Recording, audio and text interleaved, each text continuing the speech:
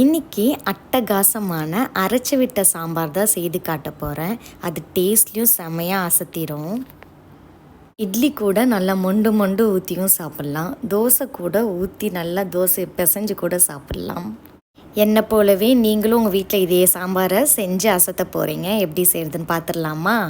அடுப்பை பற்ற வச்சு ஒரு கடாய் எடுத்து வச்சுக்கோங்க. கடாய் நல்லா காஞ்ச உடனே ஒரு குழிக்கரண்டி அளவுக்கு எண்ணெய் ஊற்றிக்கோங்க. எண்ணெய் நல்லா காஞ்சதுக்கப்புறமா 1 டேபிள் ஸ்பூன் கடலைப்பருப்பு சேர்த்துக்கோங்க. 1/2 டேபிள் ஸ்பூன் ஜீரகம், 1/2 டேபிள் ஸ்பூன் மிளகு, 2 டேபிள் ஸ்பூன் தனியா, 4-5 காஞ்ச மிளகாய் சேர்த்துக்கோங்க. கருமிளகாய் சேர்த்ததுக்கப்புறமா ஒரு வதக்கிக்கோங்க. நல்லா இப்படி ஒரு பரட்டு அப்படி ஒரு பரட்டு பிரட்டிட்டதுக்கப்புறமா 3 சின்ன வெங்காயம், இது கூடவே தேங்காய் துருவுனது ஒரு 2 டேபிள் ஸ்பூன் அளவு, ஒரு கொத்து கருவேப்பிலை, இது எல்லாத்தையும் சேர்த்து நல்லா ஒரு வதக்கிடுங்க.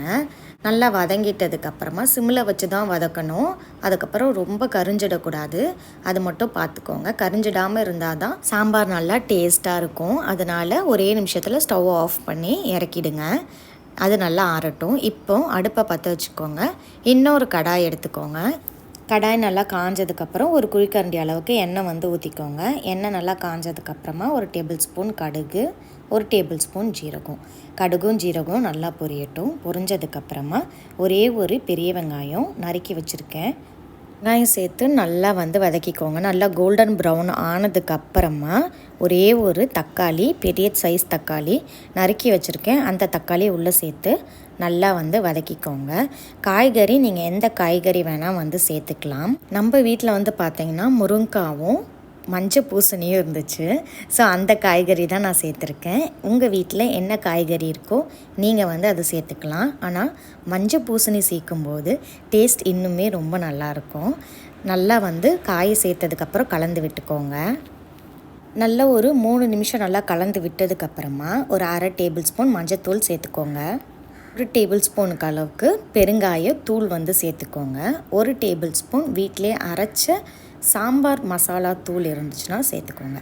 சேர்த்துட்டு நல்லா கலந்து விட்டுக்கோங்க. இந்த மசாலா நல்லா காயில் கோட் ஆகிற மாதிரி நல்லா கலந்துக்கோங்க. இப்போது 1 டேபிள் ஸ்பூன் உப்பு சேர்த்து நல்லா கலந்து விட்டுக்கோங்க. கலந்ததுக்கப்புறமா ஒரு லெமன் சைஸ் அளவுக்கு புளி எடுத்து கரைச்சி வச்சுருக்கேன். அது எனக்கு 2 கப் அளவுக்கு வந்துச்சு. அந்த தண்ணியை இது கூட சேர்த்துக்கோங்க. 1 கப் தண்ணி கூட நான் சேர்த்துக்கிட்டேன். சேர்த்துட்டு ஒரு கொதி வரட்டும். ஒரு கொதி வந்ததுக்கப்புறமா நான் 150 கிராம் இருக்கும் பருப்பு 2 கப் அளவுக்கு வேக வச்சு எடுத்திருக்கேன். மஞ்சத்தூள் சேர்த்து வேக வச்சுருக்கேன். அந்த பருப்பை இது கூட சேர்த்துக்கோங்க. சேர்த்துக்கிட்டு பருப்பு வெந்த தண்ணியும் நீங்கள் சேர்த்துக்கலாம். தண்ணி நல்லா தாராளமாக ஊற்றுங்க, ஒன்றுமே பிரச்சனை இல்லை. சாம்பார் நல்லா டேஸ்ட்டாக தான் இருக்கும்.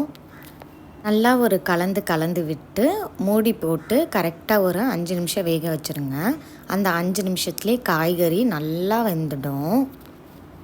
5 நிமிஷம் கழித்து திறந்து பார்த்தா நம்ம சேர்த்த காய்கறிகள் நல்லா வெந்திருந்தது. இப்போது 1 டேபிள் ஸ்பூன் சால்ட் தேவைப்பட்டுச்சுன்னா நீங்கள் சேர்த்துக்கோங்க. 1 டேபிள் ஸ்பூன் அளவுக்கு நல்லா துருவின வெல்லம் சேர்த்துக்கோங்க. வெல்லம் சேர்த்தா டேஸ்ட்டை இன்னும் என்ஹான்ஸ் பண்ணி நல்லா சூப்பராக கொடுக்கும். வறுத்த அரைச்ச மசாலாவை இப்போ இது கூட சேர்த்துக்கோங்க. மசாலா கட்டிப்படாது, நல்லா தான் இருக்கும். ஒரு கலந்து விட்டுருங்க. நல்ல ஒரு கொதி வரட்டும். கொதி வந்ததுக்கப்புறமா ஒரே ஒரு டேபிள் ஸ்பூன் அளவுக்கு நெய் சேர்த்துக்கோங்க.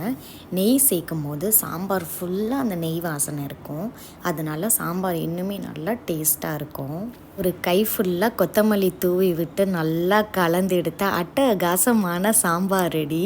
நீங்களும் இந்த அரைச்சி விட்ட அட்டகாசமான சாம்பாரை உங்கள் வீட்டில் என்ன மாதிரி நீங்களும் செஞ்சு அசத்துங்க. செய்து அசத்திட்டு அப்புறமா ஒரு கமெண்ட் பண்ணிவிடுங்க.